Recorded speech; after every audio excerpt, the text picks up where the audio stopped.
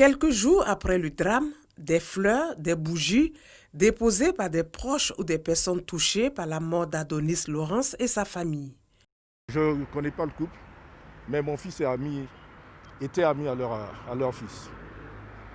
Et mon fils est inconsolable depuis. Enfin, je vis l'émotion comme mon fils aussi. Et j'ai voulu juste m'arrêter pour allumer un tiers à leur mémoire, et c'est ce que je fais en ce moment. Emmanuel Kofi faisait le samedi matin le footing avec son père et sa mère quand ils ont été renversés par des jeunes en état d'ébriété. Aujourd'hui, c'est une maison vide. Le cuisinier raconte son désarroi.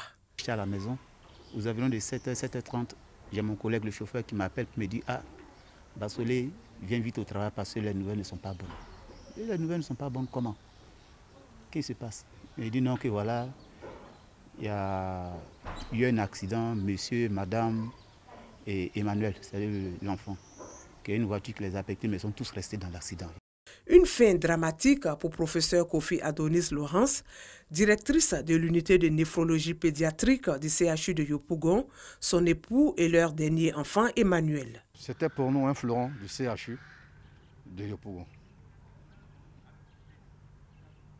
Une dame battante avec ses relations qui confondait tout à la limite pour satisfaire ses tout petits et son argent de poche, son argent même de famille et toutes ses ressources extérieures qu'elle arrivait à mobiliser. C'est comme ça qu'elle a mis au point son unité. Oui, c'était véritablement son unité parce que toute sa respiration, c'était son unité. La disparition du professeur Kofi, une perte énorme qu'enregistre le corps médical ivoirien au regard de ses qualités. Un accident de la circulation qui vient s'ajouter aux autres accidents de ce type constatés par les sapeurs-pompiers. Ce même jour, samedi, dans la soirée, dans la nuit, une dame et son enfant qui étaient au bord de la route à Bingerville, ils ont été tués par un conducteur qui a perdu le contrôle de son véhicule. Nous avons une moyenne de 75 interventions journalières. Dans ces 75 interventions journalières, 80% d'entre elles, 80% concernent des accidents de circulation. Et dans ces 80%, au moins la moitié entraîne la mort d'homme. Conduite en état d'ébriété, course-poursuite, ces faits sont souvent l'apanage de jeunes adolescents. Des actes qui interpellent. Aujourd'hui, nos jeunes gens, nos enfants se livrent vraiment à l'alcool, se livrent à des comportements vraiment humiliants, choquants. On a l'impression qu'on laisse faire. Il faut qu'on soit regardant sur tous ces comportements. Il faut que nous soyons un peu plus vigilants vis-à-vis de nos enfants. Et les opérateurs économiques aussi, notamment ceux qui gèrent les bars, peut-être qu'il y a quelque chose aussi à faire à leur niveau. Pourquoi ne pas leur demander, leur exiger peut-être de refuser de laisser des jeunes prendre les volants quand ils savent qu'ils sont en état d'ébriété.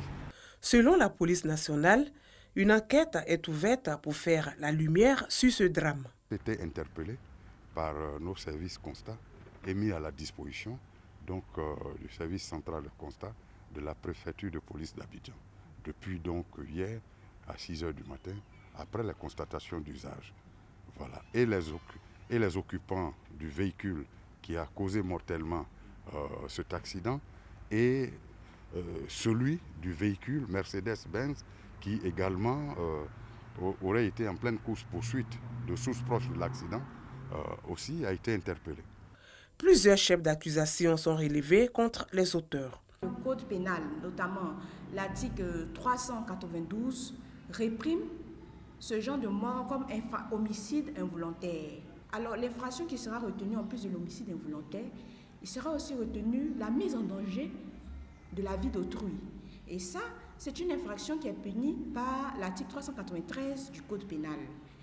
Et en plus de la mise en danger de la vie d'autrui, il y a également le fait de l'excès de vitesse. Parce que vous savez que la vitesse normale est réglementée. Les accidents sur la voie publique sont de plus en plus nombreux et meurtriers. La justice a décidé de réprimer sévèrement les auteurs de ces infractions qui endeuillent des familles.